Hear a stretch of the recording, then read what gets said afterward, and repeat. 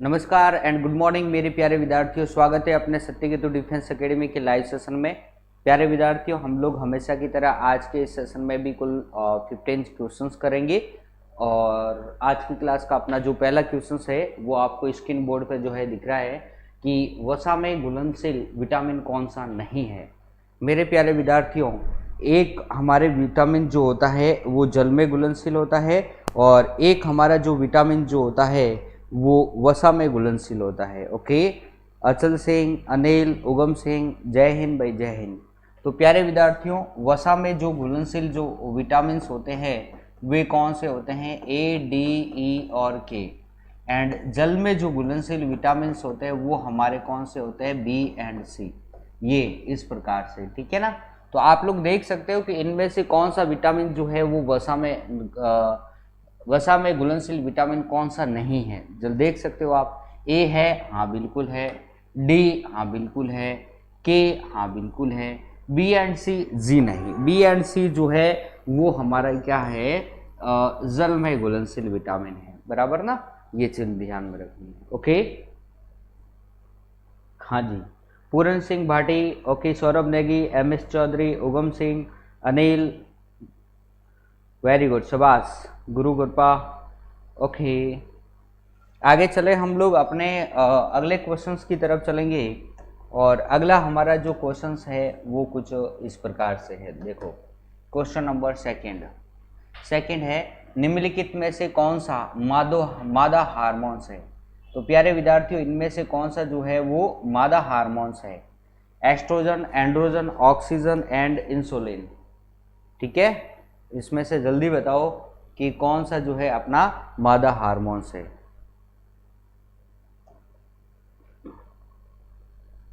तो प्यारे विद्यार्थियों, आपको पता होगा कि मादा हार्मोन्स कौन सा होता है। तो जल्दी से क्वेश्चंस का आंसर दो। बिस्लरी बोतल, गुरु कृपा, अचल सिंह। सेकंड का आंसर दो भाई, सेकंड का आंसर। ओके, लकी राजपूत ने सेकंड का answer A. Saurabh Negi, Puran Singh, okay. Ugam Singh, बहुत अच्छे, शाबाश। एम एस चौधरी चौटन, बहुत अच्छे, शाबाश। मेरे प्यारे विद्यार्थियों, निम्नलिखित में से कौन सा जो है वो मादा हार्मोन्स है? आपको पता होगा एंड्रोजन जो होता है वो हमारी वर्षण ग्रंथि के द्वारा स्त्रावी जो हार्मोन्स होता है उसे हम लोग क्या बोलते हैं? एंड्रोजन बोलते हैं। ऑक्सीजन एक गैस होती है और इंसुलिन जो होता है वो हमारी अग्नाशय के द्वारा स्त्रावित हार्मोन्स है। अग्नाशय या फिर हम लोग बोल सकते हैं इसको पैनक्रियाज, ये बराबर ना। ये दो चीज़ जो है वो ध्यान में रखनी है। और एस्ट्रोजन जो होता है वो महिलाओं में स्त्रावित हार्मोन है और इसी को ही हम लोग जो है वो क्या बोलते हैं? नारीत्व हार्मोन्स भी कहते हैं। ये चीज़ भी ध्यान में रखना, बराबर। यस, आगे चले अपन अगले क्वेश्चंस की तरफ चलते हैं और अगला हमारा क्वेश्चन जो है वो इस प्रकार से है। क्वेश्चन नंबर 3, गुर्दे का कार्यात्मक यूनिट है। गुर्दे की कार्यात्मक यूनिट कौन सी है वो बताओ। जल्दी से क्वेश्चंस का आंसर दो भाई कि गुर्दे की कार्यात्मक यूनिट है। गुर्दे की कौन सी कार्यात्मक यूनिट है? जल्दी से क्वेश्चंस का आंसर दो। एक्सॉन, न्यूरॉन, नेफ्रॉन या धमनी, कौन सी जो है वो अपने गुर्दे का कार्यात्मक यूनिट है? जल्दी से क्वेश्चंस का आंसर दो।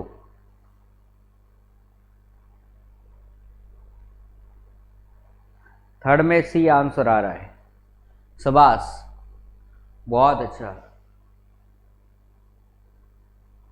वेरी गुड, बहुत अच्छा। मेरे प्यारे विद्यार्थियों, सभी का आंसर सी ही आ रहा है, बहुत अच्छा। तो प्यारे विद्यार्थियों, एक्सॉन जो चीज जो होती है ना वो हमारे तंत्रिका तंत्र से संबंधित होती है। तंत्रिका तंत्र ये हमने पढ़ा है, आई बात समझ में ना।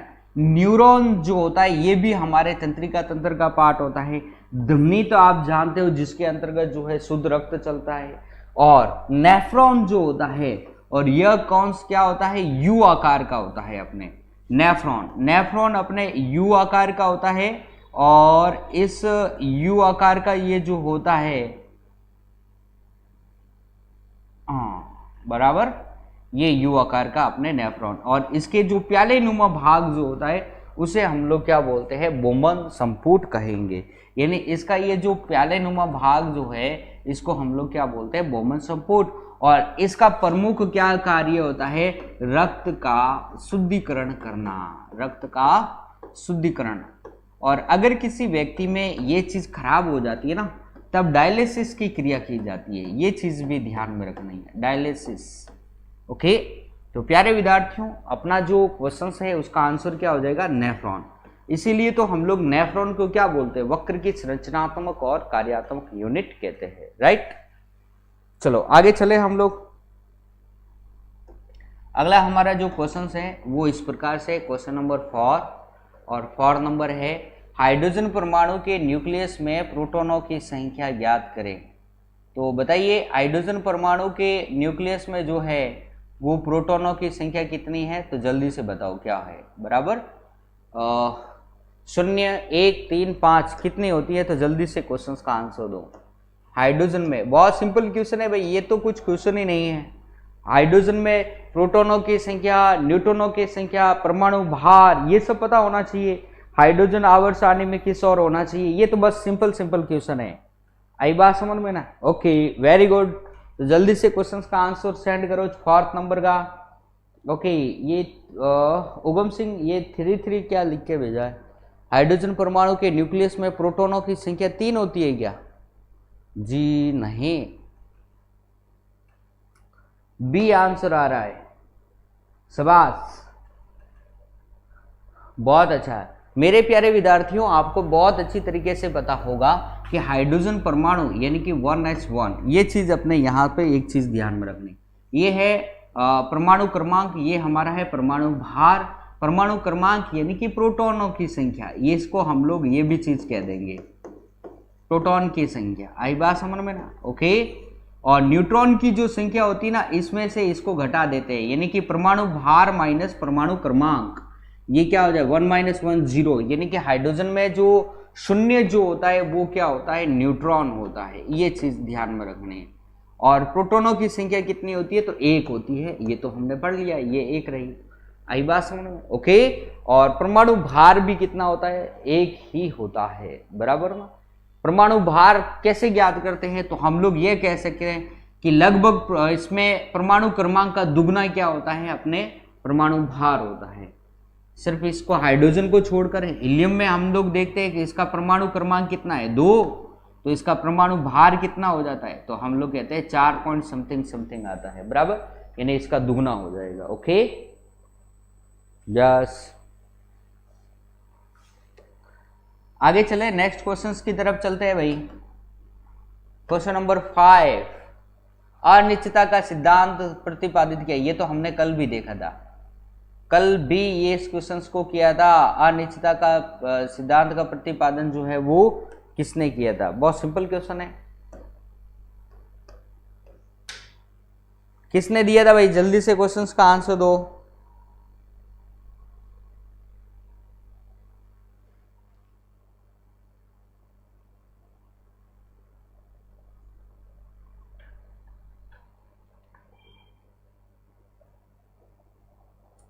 शाबाश। 5 नंबर में जो अधिकांश है जिनका आंसर आ रहा है, अधिकांश तो क्या सबका आंसर एक ही आ रहा है, Ugam Singh, Saurabh Negi, Puran Singh, MS Chaudhary, Chautan, Lucky, okay, Anil, B answer आ रहा है सबका, बी मतलब हाइजेनबर्ग, बहुत अच्छा, शाबाश, क्या बात है भाई, हाइजेनबर्ग, यानी कि ये रहा अपना हाइजेनबर्ग, और कल भी हमने यही बताया था, सही बात है ना, यानी कि अनिश्चितता का सिद्धांत जो है वो हाइजेनबर्ग ने जो है वो प्रतिपादित किया था, ये हमें अच्छी तरीके से पता होना चाहिए, बराबर ना, सही है भाई। आगे चलते हैं हम लोग, ये कल मैंने बताया था इसके बारे में भाई क्या चीज होती है, ठीक है ना। नेक्स्ट हम लोग पढ़ेंगे क्वेश्चन नंबर 6, और 6 नंबर क्वेश्चन हमारा इस प्रकार से है, एक परमाणु में 3 आधारभूत अवयव कौन से हैं, परमाणु में भाई 3 आधारभूत अवयव कौन से हैं, ये तो हम लोग हमेशा पढ़ते आए हैं, या आधारभूत कह दो या मूलभूत कह दो, कि परमाणु जो है वो मूलभूत किन कणों से मिलकर बना होता है, तो जल्दी से क्वेश्चंस का आंसर दो भाई। ओके, प्रोटॉन, न्यूट्रॉन तथा ion, proton, neutron, electron, proton, deuterium, ion, या प्रोटॉन न्यूट्रॉन न्यूट्रिनोस? तो जल्दी से आंसर दो, ये तो बहुत सिंपल है। 6 का बी आंसर आ गया है। सबसे पहले सौरभ नेगी, फिर लक्की राजपूत, एम एस चौधरी, उगम सिंह, अचल सिंह, अनिल, बहुत अच्छा, शबाश। तो बहुत अच्छी तरीके से हमें यह पता है कि एक ये हमारा, जैसे कि ये हमारा क्या है, ये हमारा परमाणु और इसके बीच में ये नाभिक, तो ये क्या है, इलेक्ट्रॉन इसके बाहर की तरफ, और नाभिक में क्या होता है, प्रोटॉन प्लस न्यूट्रॉन होता है। ये चीज ध्यान में रखना, यानी कि इसके 3 मूलभूत कण होते हैं, इलेक्ट्रॉन, प्रोटॉन और न्यूट्रॉन, यानी कि ऑप्शन नंबर बी जो है ये हमारा एकदम करेक्ट आंसर है, बराबर। यस, आगे चले भाई, नेक्स्ट क्वेश्चंस की तरफ चलते हैं। अगला हमारा जो क्वेश्चंस है वो कुछ इस प्रकार से है, देखो क्वेश्चन नंबर 7, शक्ति का मापक या मात्रक क्या है? तो प्यारे विद्यार्थियों, इसमें तो देख लो अब शक्ति का मात्रक या मापक क्या है, बहुत सिंपल है, क्योंकि ये सारे ऑप्शन जो है वो कट रहे हैं। तो जल्दी से क्वेश्चंस का आंसर दो, क्या होगा? शक्ति का मापक या मात्रक क्या है? जूल, जूल प्रति सेकेंड, या वॉट प्रति सेकेंड, या जूल प्रति सेकेंड एंड वॉट? जल्दी से क्वेश्चंस का आंसर दो, क्वेश्चन नंबर 7 का आंसर दो, क्या होगा? हाँ भाई, जल्दी से क्वेश्चंस का आंसर दो 7th का।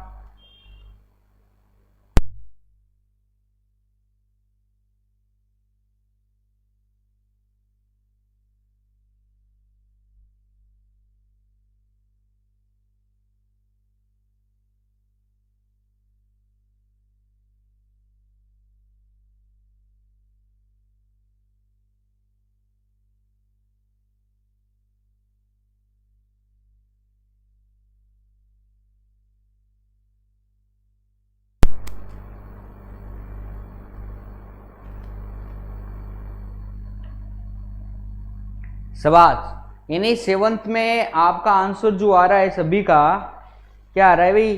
किसी का डी आ रहा है, किसी का ए आ रहा है, अब तो सी भी आंसर आ गया है। क्या बात है भाई, इतना आप कंफ्यूज कैसे हो, ये बताओ मुझे।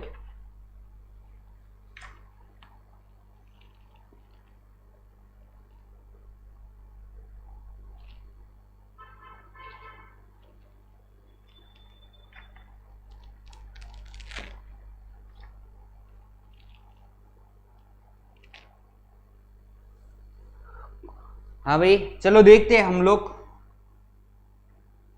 देखो, जूल जी नहीं, जूल तो हम लोग कहते हैं कार्य का, जूल पर सेकेंड यानी कि W upon T, W upon T ये हमारे पास में नहीं होता है। आई बात समझ में? W अपॉन टी तो क्या होता है, शक्ति।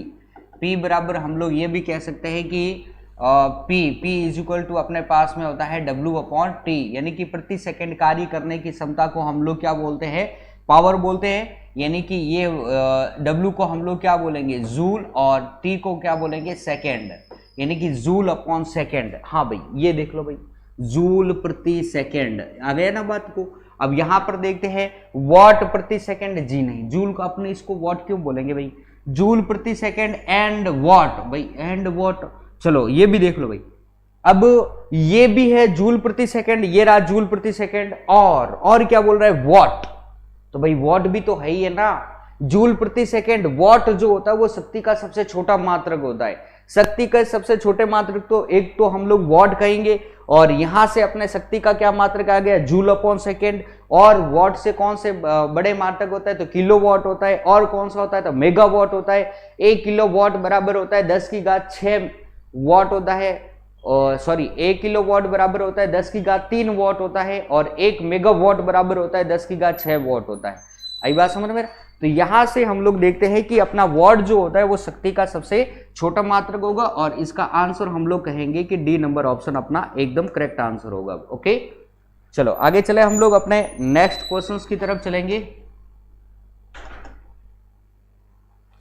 क्वेश्चन नंबर 8 नंबर क्वेश्चन है कि अपवर्तन की क्रिया में क्या परिवर्तित होता है। अपवर्तन की क्रिया में क्या परिवर्तित होता है, ठीक है भाई।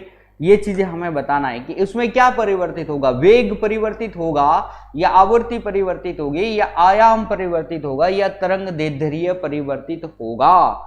जल्दी से क्वेश्चन का आंसर दो। अपवर्तन की क्रिया में क्या परिवर्तन होगा? सीधी सी बात है, एक चीज तो हमें ये चीज पता होना चाहिए कि अपवर्तन क्या होता है। अपवर्तन इस प्रकार से, प्रकाश में हमने पढ़ा था कि ये हमारा वाटर है।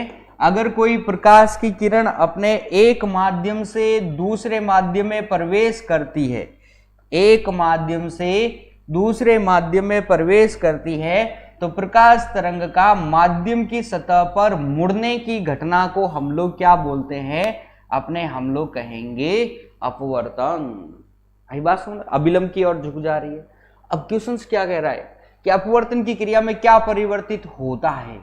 फ्रीक्वेंसी तो कभी परिवर्तित होती नहीं है, पहले तो ये काट दो। तरंग दैर्ध्य, आयाम और वेग, अब इन तीनों में से बताना है कि अपने क्या परिवर्तित होगा। तो जल्दी से क्वेश्चंस का आंसर दो भाई। अब सीधी सी बात है, एक ही चीज दिख रही है हमें और कुछ नहीं दिख रहा है कि भाई इस वेग में और ये दो माध्यम है, एक तो ये माध्यम, एक ये माध्यम। भाई सीधी सी बात है कि प्रत्येक माध्यम में जो है वो प्रकाश जो होता है, आपको अगर मैं कहूं कि प्रकाश की चाल सर्वाधिक किस माध्यम में होती है, तो आप लोग क्या कहोगे कि शायद निर्वात में होती है। उसके बाद किस में कहोगे? तो भाई गैस में होती है। आप ऐसा तो नहीं कहोगे कि भाई सब में समान होती है, जी नहीं ना। तो ये दो माध्यम है, इन दो माध्यम में सीधी सी बात है, यहाँ पे वेग अलग होगा, यहाँ पे वेग जो है वो अलग होगा, यानी इसमें वेग में क्या आएगा? परिवर्तन आएगा। यानी कि ऑप्शन नंबर ए जो है ये हमारा करेक्ट आंसर होगा। ए सही होगा रे राजा, कौन दे रहा है? डी सही है। डी तो भाई नहीं सही होगा, ए सही होगा। तरंग दैर्ध्य कैसे? अभी तो मैंने आपको बताया ना, कि भाई प्रकाश का वेग जो है वो सर्वाधिक किस माध्यम में होता है। तो प्रत्येक, इसका मतलब ये क्वेश्चन क्या कह रहा है कि प्रत्येक माध्यम में प्रकाश का वेग अलग अलग होता है। तो ये दो माध्यम है, इस माध्यम में भी प्रकाश का वेग अलग होगा, इस माध्यम में भी प्रकाश का वेग होगा। सीधी सी बात है, वेग में परिवर्तन तो होगा, राइट। चलो आगे चलते हैं, यानी कि ऑप्शन नंबर ए जो है ये हमारा करेक्ट आंसर है।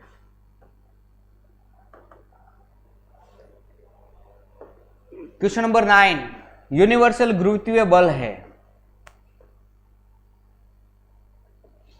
ओके, यूनिवर्सल गुरुत्वीय बल है, केवल पृथ्वी और दूसरे पिंडों के मध्य लगता है। यह प्रत्येक दो वस्तुओं के बीच लगने वाला है।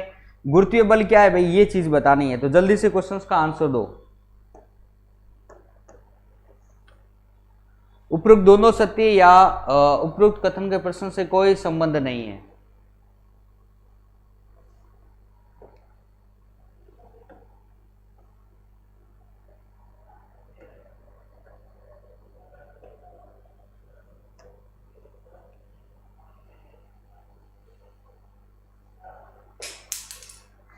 जल्दी से क्वेश्चंस का आंसर दो भाई, क्या होगा? 9th में सी आंसर आ रहा है, यूनिवर्सल गुरुत्वीय बल है।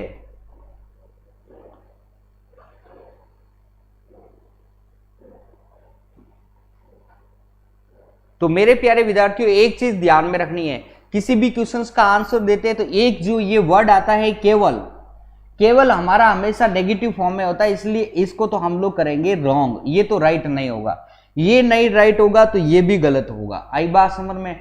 अब बीचा, यह प्रत्येक दो वस्तुओं के बीच लगने वाला आकर्षण बल है। जी हाँ, बिल्कुल सही बात है।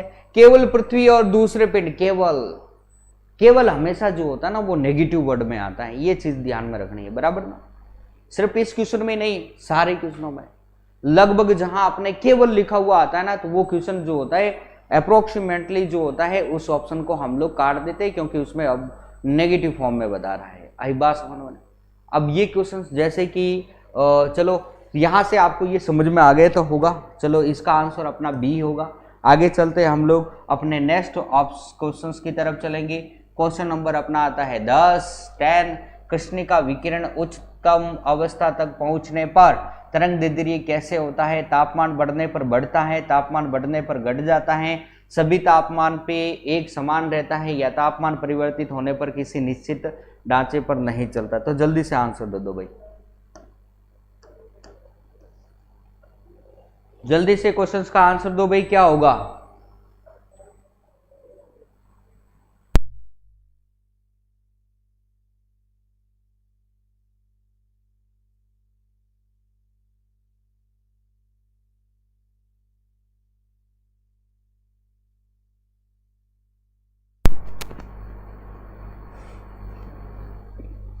चलो, अच्छा 10th में बी आंसर आ रहा है, बहुत अच्छा, शाबाश। ओके, कृष्ण विकिरण उच्चतम अवस्था तक पहुंचने पर तरंग दैर्ध्य कैसे होता है भाई? तो बहुत अच्छा, तापमान बढ़ने पर घट जाता है, वेरी गुड। तो तरंग दैर्ध्य जो होता है ना भाई, तापमान बढ़ने पर जो है वो घट जाता है, यानी कि ऑप्शन नंबर बी जो है ये हमारा करेक्ट आंसर होगा। यहां से ये चीज हमें ध्यान में रखनी है, बराबर ना? यस, यानी ऑप्शन नंबर बी जो है ये करेक्ट आंसर है। चलो भाई आगे चले हम लोग अपने अगले क्वेश्चंस की तरफ। वायु में ध्वनि का वेग कैसा होता है भाई?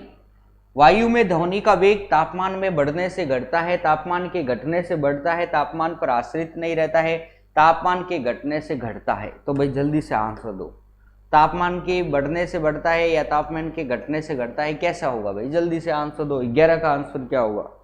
जल्दी से क्वेश्चंस का आंसर दो। वायु में ध्वनि का वेग जो है वो क्या होगा?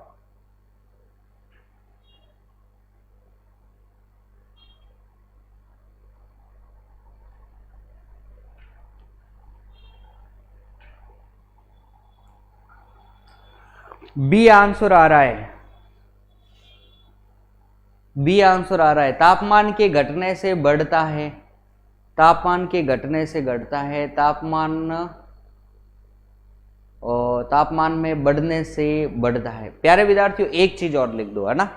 यहां से मैं एक ऑप्शन में मैं थोड़ा सा परिवर्तित करूंगा, आपको भी थोड़ा सा परिवर्तित कर देना है। ये वर्ड जो है ना, यहां ये चीज इसकी जगह मैं लिखूंगा कि तापमान, ओके, अब मैं यहां से ये चीज लिखूंगा, ठीक है? क्या लिखूंगा? तो अब देखो ये चीज, ये ओके ओके ठीक है, तापमान में बढ़ने से, तापमान में बढ़ने से बढ़ता है, बराबर ना? बढ़ता है। चलो भाई, तो वायु में ध्वनि का वेग तापमान बढ़ने से बढ़ता है या तापमान के घटने से बढ़ता है या तापमान पर आश्रित नहीं हो रहता है, तो तापमान के घटने से घटता है। तो जल्दी से क्वेश्चंस का आंसर दो। तो प्यारे विद्यार्थियों एक चीज मैं आपको अब बताता हूं, ठीक है? चलो, तो मेरे प्यारे विद्यार्थियों क्वेश्चन ऑप्शन नंबर हमारा ए जो है ये करेक्ट आंसर हो जाएगा। तापमान के बढ़ने से, और ये क्या होता है, ध्वनि का वेग भी जो है वो बढ़ेगा। आपको पता है ध्वनि का वेग जो होता है वो तापमान पर डिपेंड होता है। ध्वनि का वेग जो होता है वो अपने हम लोग कहते हैं दाब पर कोई डिपेंड नहीं करता है। ध्वनि का वेग जो होता है वो आर्द्रता पर निर्भर करता है, ध्वनि का वेग जो होता है वो तापमान पर निर्भर करता है, लेकिन ध्वनि का वेग जो होता है ना वो दाब पर निर्भर नहीं करता। पहली बात तो ये हो गई, ठीक है? अब देखो, प्रत्येक डिग्री सेल्सियस तापमान जब बढ़ेगा ना, तब हमारे इन्वायरमेंट में ध्वनि का वेग 0.61 मीटर पर सेकेंड की दर से उसमें क्या होती है, वृद्धि होती है।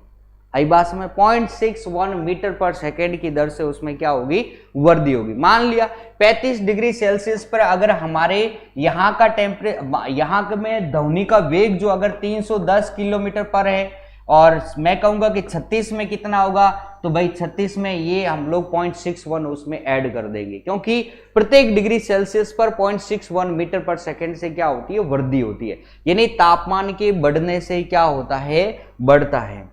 ओहो भाई, ये तो क्वेश्चन सही लिखा हुआ था कि तापमान के घटने से घटता है। अब ये भी तो हो जाएगा कि भाई तापमान अगर घटेगा तो घटेगा भी।